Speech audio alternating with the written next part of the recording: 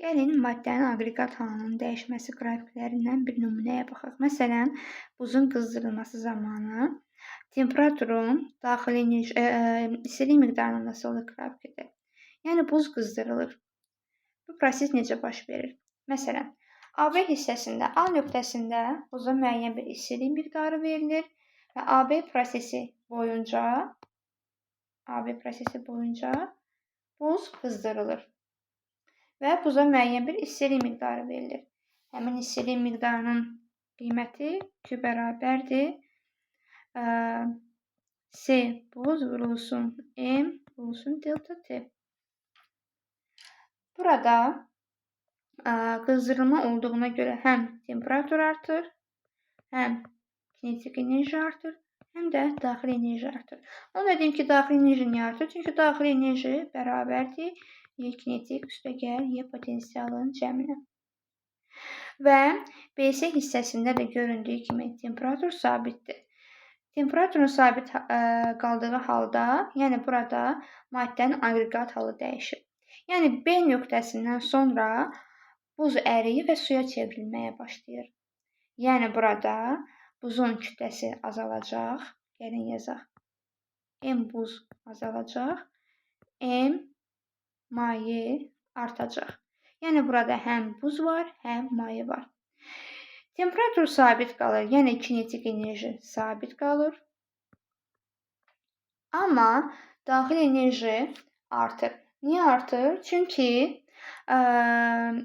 molekullar arasındakı qarşılıqlı təsir olan Y potensial artır. Ona uyğun olaraq daxili enerji də artır. Və C nöqtəsində ərimə tamamilə bitdikdən sonra CD hissəsində su qızmağa başlayır.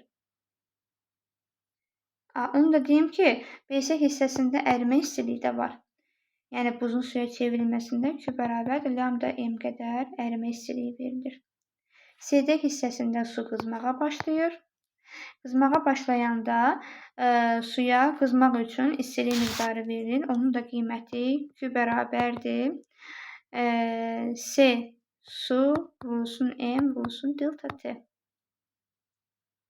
Ona görə də qızma prosesində burada həm Y kinetik, həm Y potensial, həm də daxili enerji artır.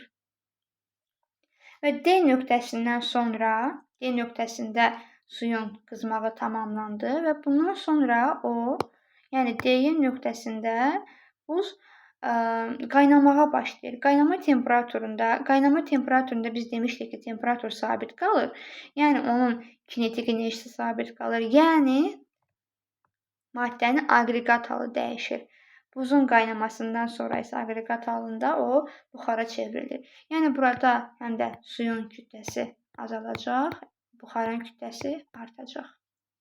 Burada kinetik enerji konstantdır, yəni sabitdir və Y potensial və daxili enerji artacaq.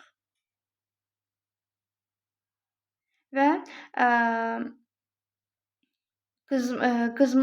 qaynama temperaturu ki var, ona da Q bərabərdir. Lm qədər istilik miqdarı verilir. Və Y nöqtəsində suyun buxarlanması tamamlanandan sonra tamamilə buxara çevrilir və YF nöqtəsində isə artıq buxarın qızması baş verir.